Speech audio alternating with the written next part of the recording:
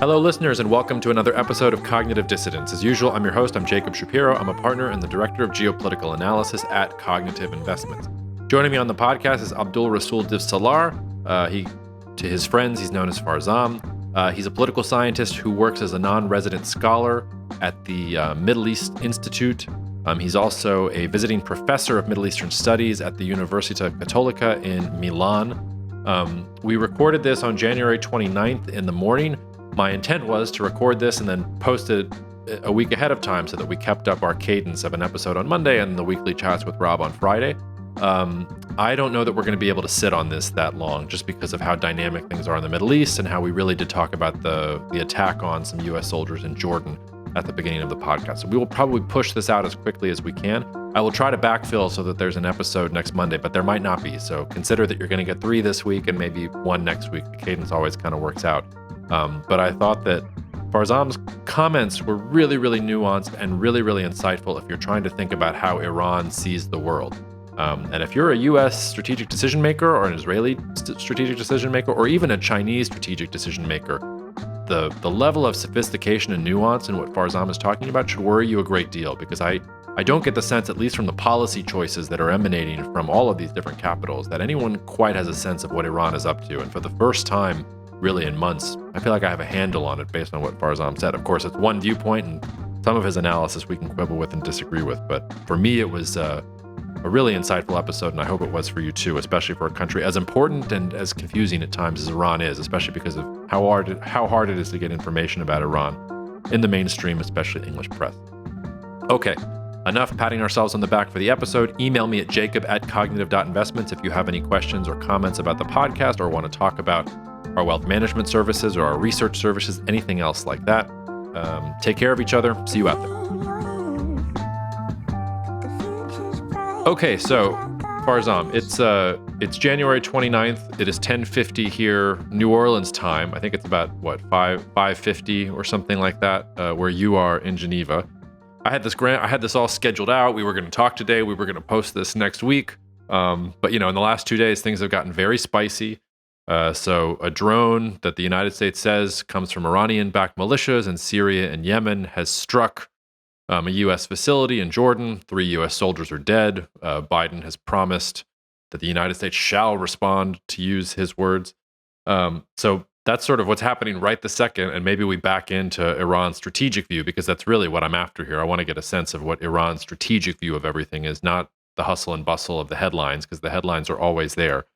But maybe let's just start with what is on everybody's minds right now, and we'll probably expedite the publication of this podcast.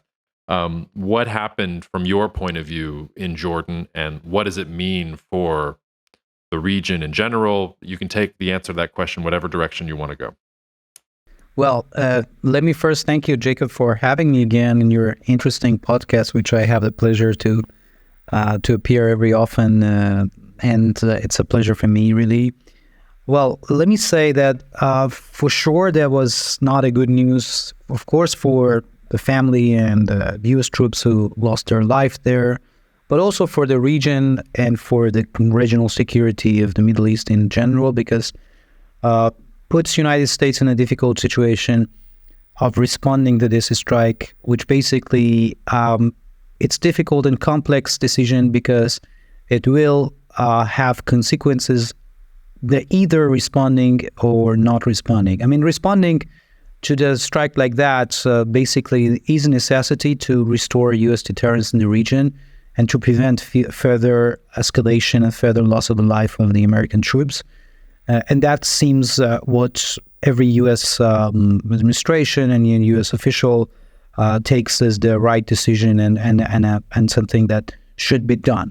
But on the other side, any decision of responding, depending on how that response would be affected, the broader regional dynamics can cause a major escalation. What I mean is that if the U.S. response, of course, moves toward Iran, which basically some people argue that it's behind this attack, which there are lots of debates and uncertainties about this claim, can put Iranians in the same situation that the U.S. is right now. It means that put them in a sort of a situation that they need to respond in order to restore their deterrence. So basically, the risk here is about entering in a cycle of attacks and counterattacks, which are all justified by sort of attempt of states to restore their deterrence. And that, logical request that comes out of each of these capitals, dominates this sort of escalatory cycle that there are some points the risk that got out of the control and we face in a really all-out conflict. And here is a situation in a sense that makes it very complex for any decision makers. I mean, we have seen it for a while that both Washington and Tehran, which basically are on the two-end side of these conflict these days in the Middle East, have been very cautious, even in their statements and the way that they respond to, security threats and in the way that they conduct their operations in order to, send a very clear signal to the other side that they are not interested into the all-out war. I don't think that the calculus, neither in Washington nor in Tehran, have changed. I think both capitals are not interested in having a direct confrontation, because that's something that would take much more lives of the both sides, and the destruction that I have difficulty to imagine how can be restored. I mean, people tend to compare that with the Iraq War of 2003 or other U.S. Involvements in the region, but that's wrong, because all U.S. previous involvements in the region were with weak states or with basically fragile states. Taking example of, for example, Iraq. It was a state in 2003, after 12 years of constant bombardment and sanctions, was quite militarily weak. It was no way a regional power like Iran. Or take an example of Afghanistan, which was governed by a very fragile state with a sort of unconventional military. Iran is no way comparing to these two. It's a regional power. It has a very active and working deterrence in place, and it can cause a huge cost. Basically, it can activate multiple fronts across the region, and it can pose costs which goes simply beyond the Middle East. And that's why we're not just talking about any sort of conflict that we have seen before, at least after I should say, even after the World War II, because of the scale of the conflict that might easily take a whole region rather than two states involving together. So that's why all of these means that we are in a very delicate situation, and I'm really hope on the rationality and the control of the emotions of the both sides, because I say control of emotions because politics is an important part of that is emotions. We are all human at the end of the day, and we are get involved in the feeling of fear or responding back and things like that. But I hope that politicians are wise enough to take in consideration, together with their militaries, these points and control the cycle of violence more than this. First of all, there is so much to break apart in that answer. We will try to get to everything in there. I also just want to say that bit about emotions. First of all, if you're hoping for pragmatism to rule over emotional responses in the last couple of years in global politics, it doesn't feel like that's happening very often. So if that's what our hopes are based on, boy, are we in trouble. It also takes me back to some years of mine at Cornell that have nothing to do with geopolitics, but a mentor of mine back then, when I was more interested in 17th century music history than anything else. He was writing a paper about C.P.E. Bach, the lesser known Bach, and he was reading some of his work and talked about how in his work there was no distinction between thoughts and emotions, that thoughts and emotions were the same thing, and then in some way thoughts were deeper held emotions. Anyway, we don't have to go down that rabbit hole, but you made me think of that. Well, like that's right. Let me make a point here. I mean, I completely agree with you. I mean, it's very difficult to separate these things, but I know that I might seem naive, but I always like to put this positive vibe in the sense that in the hope on the matters, because still at the end of the day, hope is part of that emotion that that might, help all of us to get back, to restore the negative dimension of the events. I know it's usually, as you said, not being the case, but I should say sometimes being the case too. I mean, just look at the current situation. I mean, we are 3 months after the war that many people were predicting it is going to be a regional conflict the day after. Yep. That means that for the 3 months, all the state actors, everyone were quite wise, taking into the consideration that what escalation mean and how everyone will be the loser of escalation. There would be no winner in that escalation. And that means the control of emotion. That means that at some points, rational and a very clear calculation of the cost and effect, cost and benefits of our action will dominate the action, not just immediate reaction. And that's what I'm hoping to be continuing in the coming days and the weeks. Very well said, and as my grandfather used to say, from your lips to God's ears. But there was so much in your first answer that I want to break apart, and I guess the place that I have to start is, and you sort of alluded to this when we were talking. You said that people say, the United States says that Iran was behind these most recent drone attacks that killed the American soldiers in Jordan. Is Iran behind it? Like, how would you answer the question of who has culpability for what happened in Jordan? If you had 60 seconds to brief President Biden about this, and you were giving him here's what happened and here's how you should be thinking about your response, how would you brief him in that 60 seconds?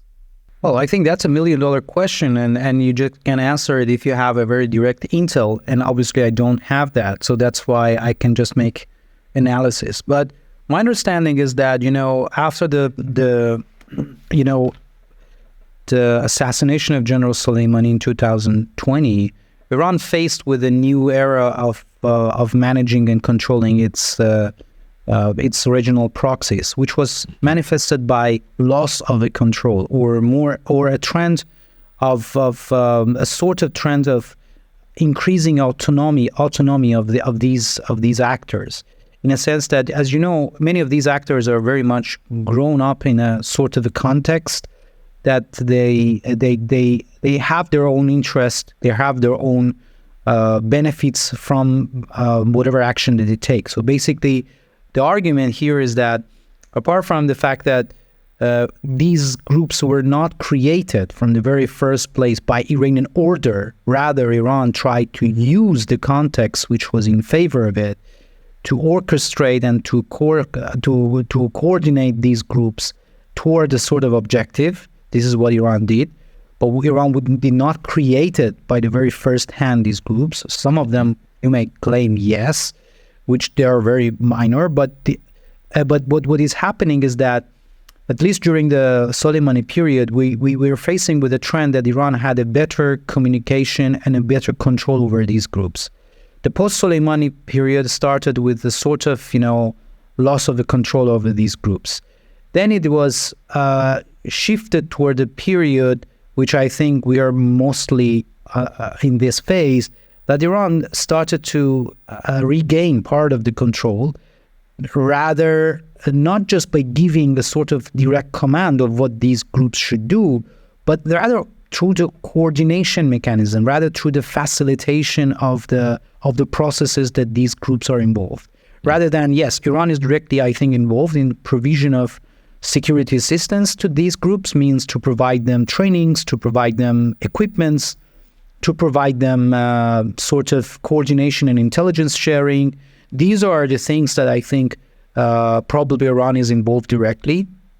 However, there is still a certain level of autonomy on use of these trainings, equipments, and whatever these groups have. So the use, the moments, the the intensity of the use is not something necessarily, it's not like sort of a bottom in Tehran that people press and somewhere else have a sort of effect.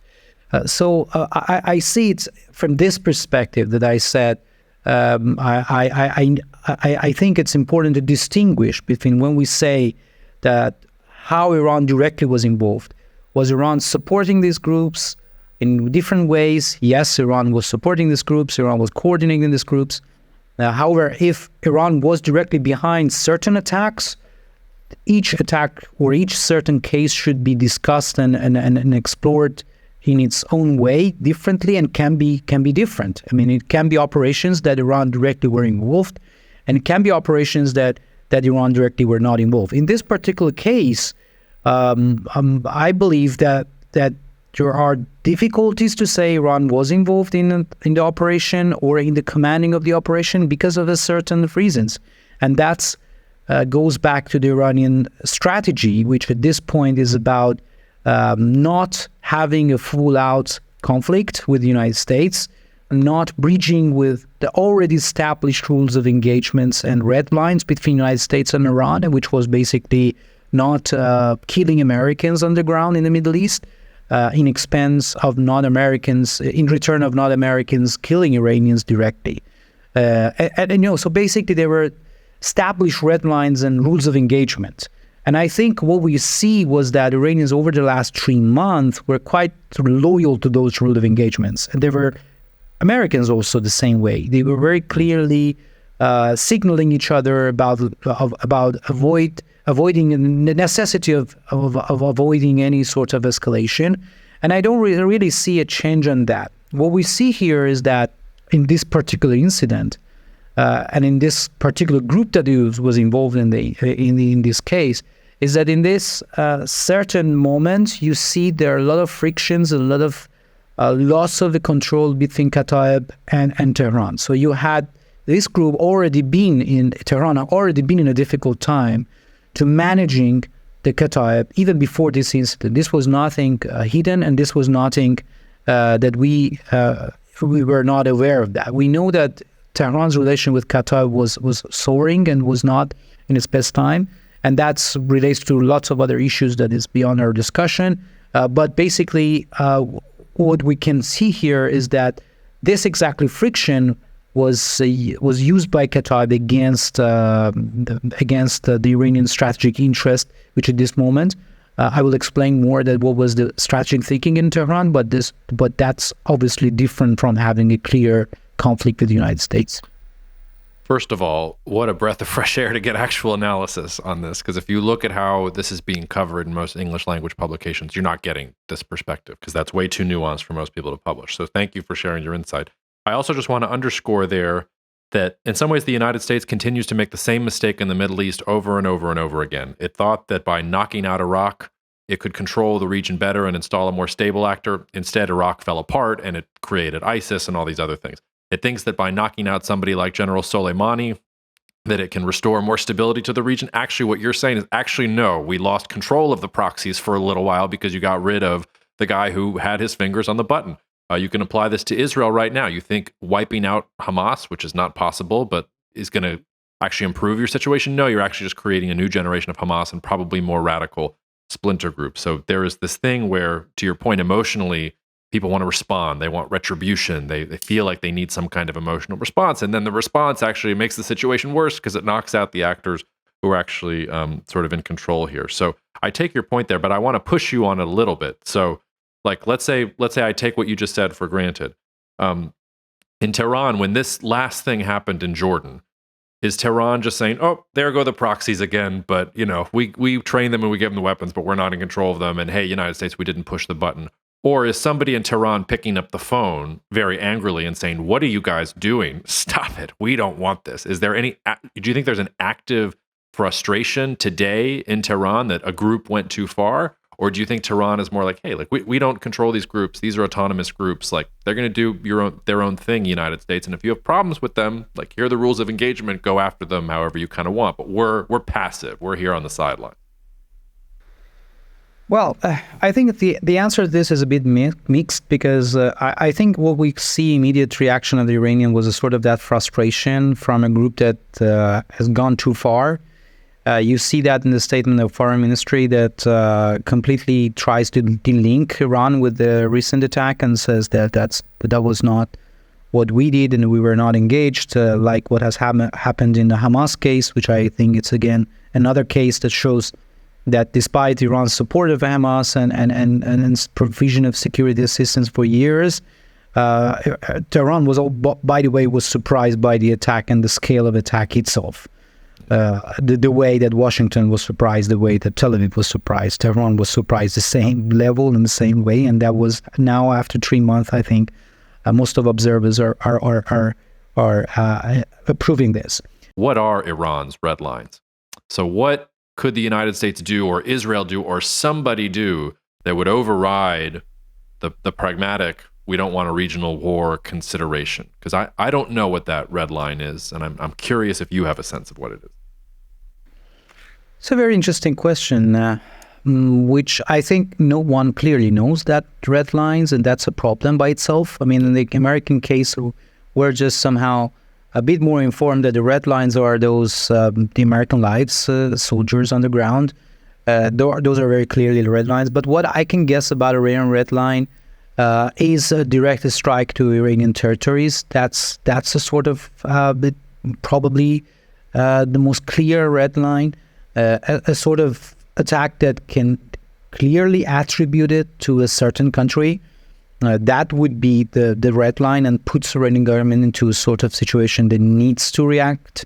Probably another red line would be, I mean, it's hard to argue that, but, you know, many of IRGC and of its forces bases across the region, like in Syria or Iraq, have already been hit by Israel, and have not really yet caused a major clear Iranian response to Israeli territories, despite the fact that, you know, we have a lot of intelligence clashes over there. You know, there are strikes against Israeli intel across the region. There are strikes against the shipping lines, which somehow at some points were linked to the Israeli operations in Syria. So basically there are asymmetrical responses to what Israel sometimes strikes to Iranian bases across the region.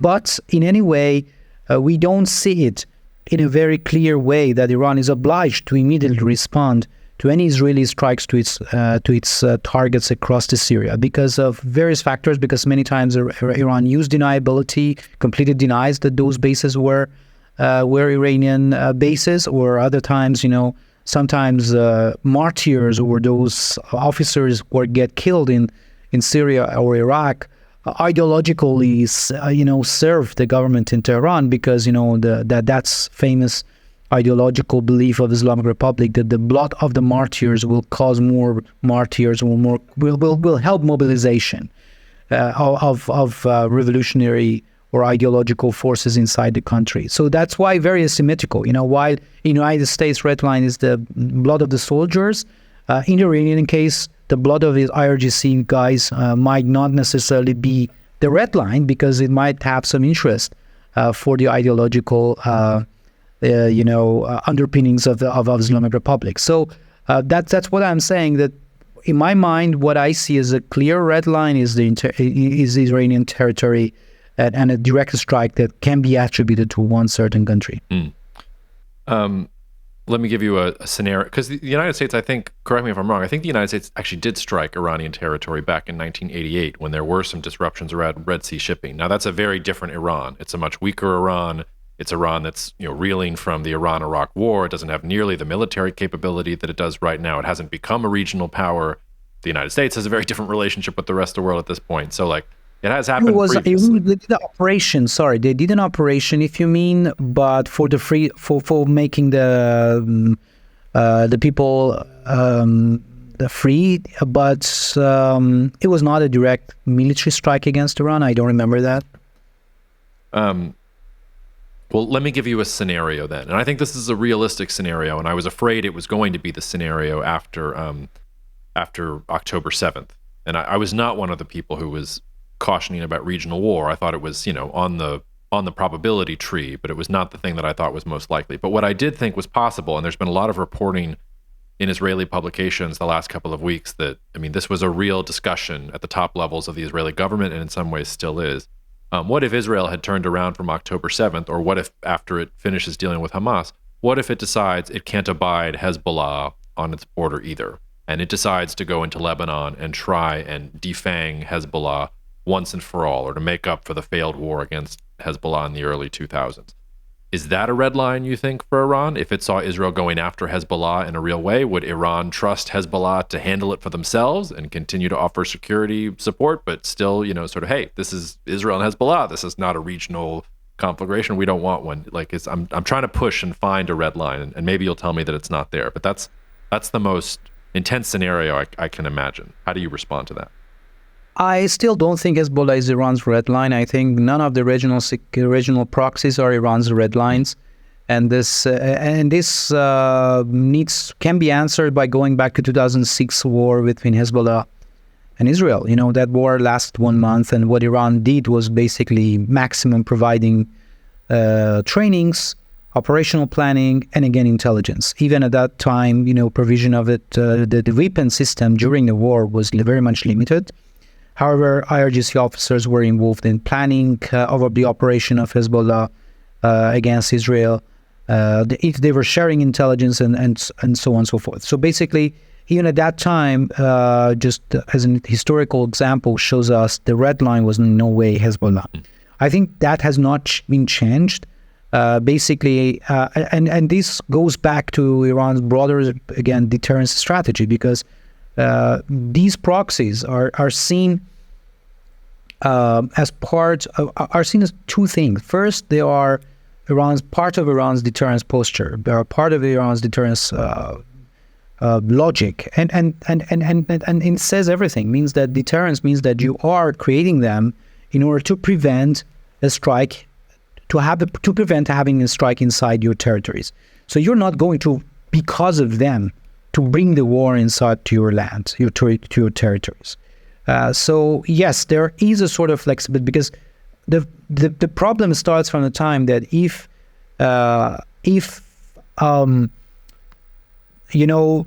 people start to see in Tehran that first is Hamas, then is Hezbollah, then is Houthis, then is other proxies that are creating the pillars of Iranian deterrence, and then over some time they will completely lose this capacity. Well, that might be a different scenario, which remind me that I will explain that how this current in the strategic thinking how this current expansion of operation and the current military thinking of Iran means. But in your specific question in this case, my understanding is that for these deterrence elements, you don't go and welcome the war with the United States. That's how Tehran is seeing that.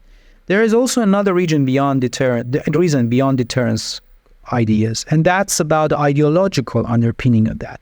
Many people believe that, there is a very, very deep ideological link between Iran and these proxies. Well, that's true, but at the same time, if you just go back to the ideological thinking of Iranian leaders, Islamic Republic leaders, back to the 80s, Khomeini, and especially also Khamenei, there is an idea of al-Ghura, where basically the core territorial, there is a territorial connection with these ideological discussions. And that territory that unites all these ideology is perceived to be Iran. So keeping that territory is critical for the ideological sake too, because if you just lose that territory, you will lose the possibility of revival of this ideology, of Islamic Shiite ideology in future too. So basically, keeping the land and preserving and safeguarding the land is just an ideological mission too.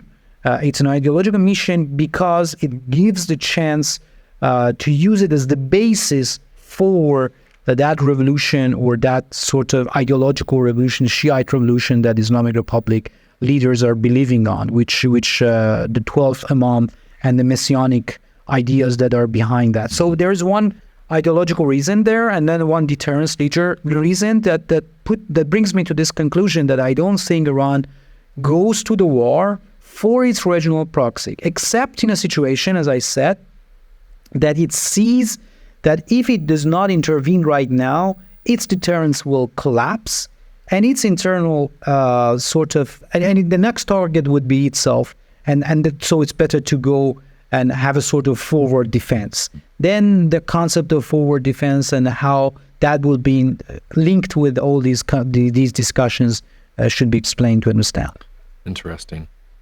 Let's apply that, and this might be a chance to talk more about sort of Iran's general current strategic thinking to what the Houthis are doing in the Red Sea. So the Houthis attacking Red Sea shipping and trade, at least rhetorically, in support of Hamas, and in rejection of the West's support of Israel in the Israel-Hamas Palestine war, whatever words you want to use there to be politically correct. How does that fit into Iran's strategic thinking? Because the Houthis are also a proxy. In some ways, Iran, I don't want to say it won the Yemeni civil war, but it prevented Saudi Arabia from winning the Yemeni civil war, which is a victory in and of its own right.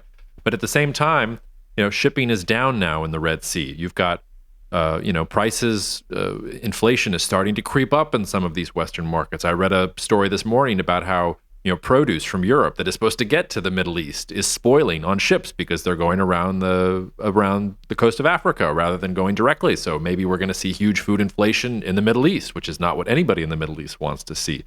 Not to mention, what is this going to do to oil flows out of the Persian Gulf? Like maybe it'll raise oil prices at the same time. Maybe it'll prevent oil from getting out from the Persian Gulf or the Red Sea, which, cuts both ways for Iran. So talk to me about what Iran wants right now, and talk to me about how it sees the Houthis, because the Houthis in the Red Sea shipping disruptions for the United States, that's a first-order geopolitical challenge for the United States. Is it that for Iran? Is Iran happy to sit back and watch this kind of unfold? I don't have a good sense of how Tehran feels about this.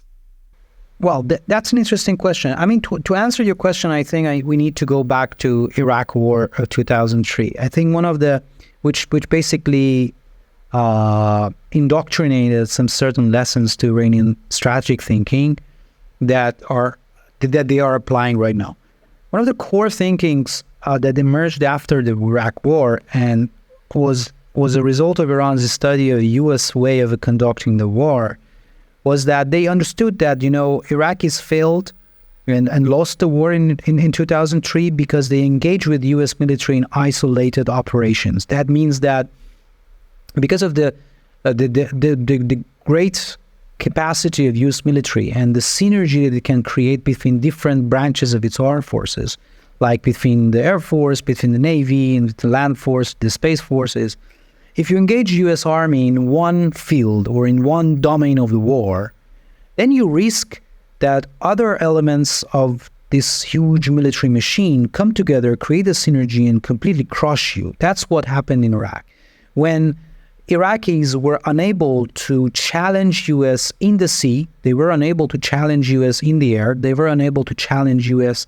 in the space, and they were concentrated in a ground sort of operation and to defend the U.S. strike, and that's resulted to a huge defeat. So I think one of the immediate lessons was from the Iranian side was that, we need to first of all, we need to expand the domains of the war. Means that if you want to engage with U.S. military, you should not let U.S. military to concentrate in one domain of operation. Then you need to disconnect the possible capacity of a synergy between these forces. Means that you need to engage U.S. if there's a war first from the sea. Then you need to engage its air defenses, and you need to engage in the air. You need to engage in the space. So basically, an important element came into. I'm saying this to let you understand that how the underpinning of strategic thinking inside Iran is when they see Houthis or they see Hezbollah or other regional proxies. So what they incorporate in their military doctrine from the, let's say, mid-2000 was the concept that let's build a capacity to engage with U.S. military in all domains at the same time, to kill the concentration capacity and to kill the synergy. And that's why if you see Iran's, for example, naval doctrine, you see that in the Persian Gulf, they operate below the sea, on the sea, above the sea. Amphibious spaces means between the sea and the land. So basically, they create a sort of complex threat environment that force U.S. military machine to use many more capacities that usually it operates only for a ground operation. So in this way, it increases the cost, it increases the capacity, and it forces the U.S. military to bring more resources than usually it can bring for a very simple operation. So the next stage of Iran's military doctrine was basically to export this thinking into the broader regional dynamic. Means that what if you create very complex very complex threat environment through different operational capabilities in a very, expanded geography, starting from the Mediterranean, then to the land operation in Iraq and Syria, then to the Gulf of Aden, then to the Indian Ocean and to the Persian Gulf. So you link all these conflict zones together. And imagine in this case, if U.S. military needs to answer, it needs to bring a huge amount of resources. It needs to use all of its different branches of the military. It cannot do it needs to do a complex combined operations, bringing the Air Force, bringing the Space Command, bringing the ground forces, bringing the Navy, bringing all simply capacities of its military power to dominate and to so basically conquer one zone. So basically what Iran is doing in a strategic thinking level is building a sort of a counter idea against U.S.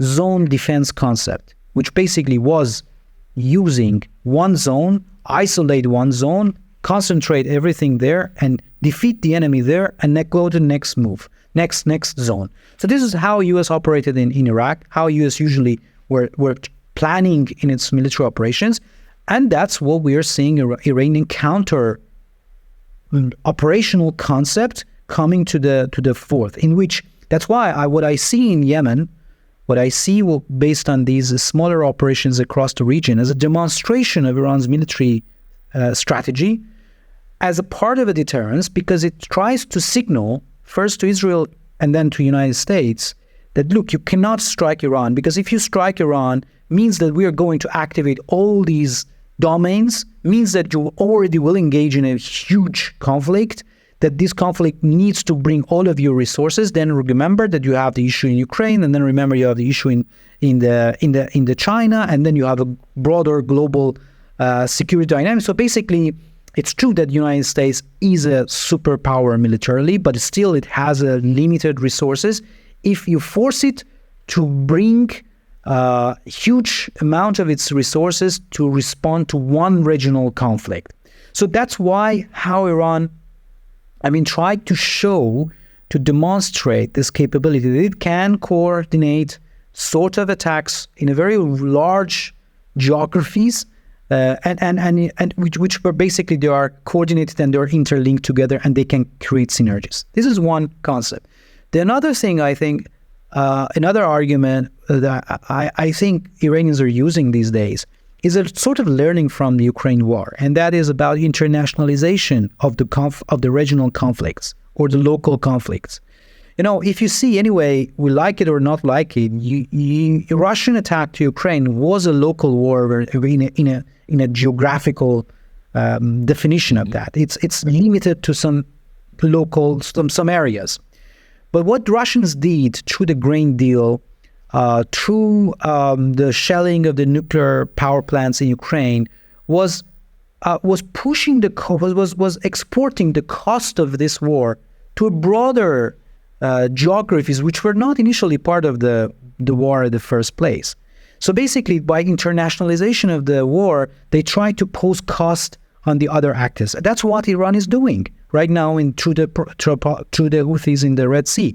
It is showing that unless you do not resolve the issue in the Israel and Palestinians, you're going to bear this cost. And then lastly, as part of the important part of Iran's strategy thinking is the consideration or the concept of time.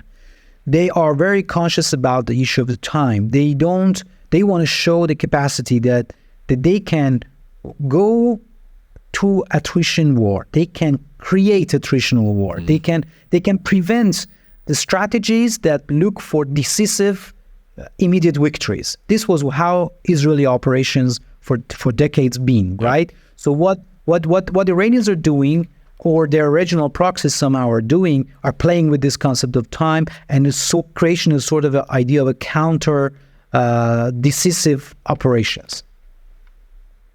Yeah. I hear you. And so I guess where that goes, though, first of all, that's an incredible explanation of Iran's strategy, and I hope that U.S. and Israeli strategic decision makers are listening, but judging on their behavior, maybe they're not. But what happens when you start exporting the costs of the war, not just to your enemies, but also to your allies? And I'm thinking here specifically of China, because China, for all of its interests in a multipolar world and weakening the United States, and maybe the South China Sea can be another one of these regions where the United States doesn't have enough force that it can bring to bear, China also really can't deal with a world where Chinese exports can't get to market on time or for higher prices, where they can't import reliably foodstuffs or energy supplies, especially from the Middle East. Is there a point at which the export of the cost of this war is going to start hitting on China? And is China going to call Iran and say, hey, like, we have an understanding, you need to pull back a little bit? Does Iran not think about China as an ally? Is China just a nation out there and China's going to have to deal with it itself? There have been some talks of, friendship agreements and this, that, the other. I don't put a whole lot of stock in that, but I wonder if that is also a thinking in Iran's mind, because when you start internationalizing conflict, yes, you can go after maybe some of your enemies, but you can also create enemies in interesting spaces that maybe you didn't think you had enemies in before. I mean, that's a very interesting question, and that's why we need to come back to the definition of ally. I don't think China and Iran are allies. I think, yes, they have this strategic agreement, sort of a plan for, as has been argued, $400 billion of trade, which I see very unrealistic. But remember that, they're not allies. They are not in no way have strategic bonds or strategic commitments to each other that can define them as allies. And even the other way, they have lots of issues. I mean, especially right now, the China-Iran relation is a very delicate time. I'm not saying they have a problem, but they have issues ongoing, right? One of the most important one of them is this issue of Iranian islands in the Persian Gulf, which Chinese supported the Emirati claims on that. I think that irritated Tehran hugely, and they are thinking to create leverages over China that can be used to tackle with this issue, or just to let Chinese know that, look, you cannot do whatever you want. So basically, putting it in another perspective, one can argue that the current Houthi thing, creates new leverages for Tehran when it engages into discussion with Chinese, and when it wants to force Chinese to go ahead with its own view of the regional security. So, I mean, to put it very simply, I don't see that China really. I see that China is an important partner on economic front. Is one of the only countries that have a friendship relation with Iran that supports Iran's integrity and security interest, but that does not at all mean that they are on the same page in many areas. It does not mean that they have on every dimension, especially on security dimension, shared interest. And just the last point on this matter is that I think Iranians also see the issue with the China in a sort of complex picture, because they believe that they are giving to Chinese a lot of concessions. Like, for example, one of those concessions was giving the grant of being the mediator between Iran and Saudi Arabia. Mm-hmm. That was Iran and Saudi Arabia who gave this chance to China. The Beijing obviously was not part of this reconciliation process. It was a latecomer, but these two countries decided to give this, sort of gift to Chinese. So I think there are lots of complexities in this case, and I don't see really that China is at least have that sort of direct capacity to or direct even interest to ask Iran or to push Iran toward anything on Houthi thing until Tehran think that there are important security benefits of the continuation of Houthi operations. Does Iran have any allies? Well, if you define allies as a sort of US, EU, or NATO type partnerships, no, I don't think. I mean, even Russia is not Iran allies. It's a partner. Yes, they have important partnerships, but they have lots of conflicts of interest and disagreements over important things. And by the way, one of them is the islands in the Persian Gulf, which caused irritations between Moscow and Tehran relation too. Yeah. All right. Well, last question here. I know I'm keeping you when it's late. And this is not your wheelhouse, but I hope you'll apply it to your wheelhouse. You sort of mentioned how Iran is not the Iraq of the early 2000s. It's not Afghanistan. It's not a fragile state in the same way, and it's a regional power. That said, the supreme leader is old. He's been ill at least, a couple times in the last couple of years. There's been stories about, is he trying to groom his son? Is that causing, pushback from the regime or from parts of the regime? There's the sort of pragmatist versus cleric dynamic that's also there within Iran. One of the narratives that I've seen sort of is that the situation is stable until the supreme leader passes away. But once he passes away, this could be a free-for-all. And Iran's domestic regime might look very, very different in the sort of power struggle that emerges once he passes away. I'm not sure how much I buy that narrative, but I wonder if you find any credence in that narrative. Do you think that, when the supreme leader passes away, and we don't know when it could be 2 weeks from now, it could be 20 years from now, who knows? But do you think that that there is an underlying domestic fragility here that affects Iran's power projection? Or do you think that that's overstated? That yes, maybe there is internal competition, but that will be resolved and it's not going to affect Iranian deterrence or Iranian power projection or Iranian policy in any meaningful way? Well, that's a very important question, because I think the supreme leader is the one that will very much define the future of Iran.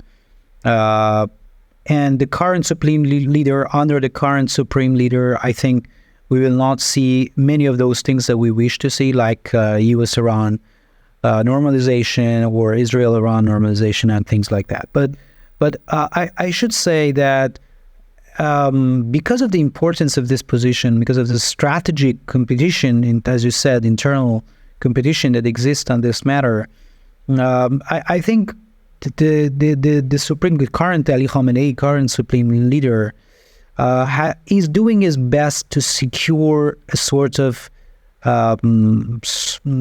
let's say, soft and clear transition to the next leader. And he's doing that by restructuring and reshuffling the actually assembly of experts, which is the institutional process that selects the next supreme leader.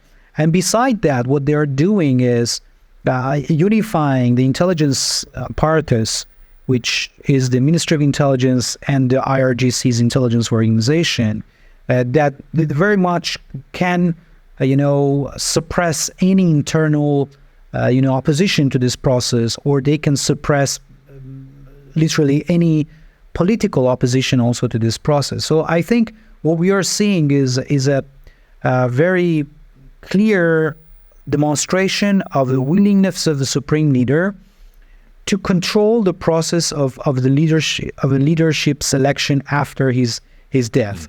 Or this we cannot come up with the names that who will be that person. There are lots of speculations, but I don't want to speculate because I don't see that quite clear really at the moment. But what I can say on the process is that through this unification of assembly of experts and strengthening the power of the intelligence intelligence organizations and the IRGC in this process, what we are seeing is the empowerment of the IRGC and intel community, plus the hardline clerical figures in Iran that will define the supreme leader. So in this context, I don't see that the chance of a huge internal chaos would be very much high, because, well, there is the mechanisms in place to control possible opposition to the process. Of course, we will see definitely a huge crackdowns and a huge sort of internal limited violences or suppression of the political figures.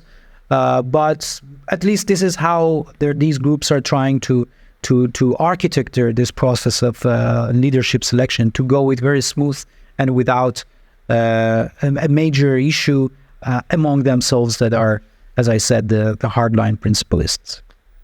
My friend, thank you for your time. I know it's late, so we'll stop there, and we'll probably have you back on sooner rather than later, because unfortunately, I don't think what's going on in the Middle East is going to calm down anytime soon. So take care of yourself. Thank you, and hopefully I'll buy you a coffee or something in Geneva here soon. Thank you so much, Jacob. It's always so nice and so good talking with you. Yeah, imagine if the U.S. and Iran could talk like we talk on the podcast. Maybe things would be a little bit better. Thank you so much for listening to the Cognitive Dissidents podcast, brought to you by Cognitive Investments.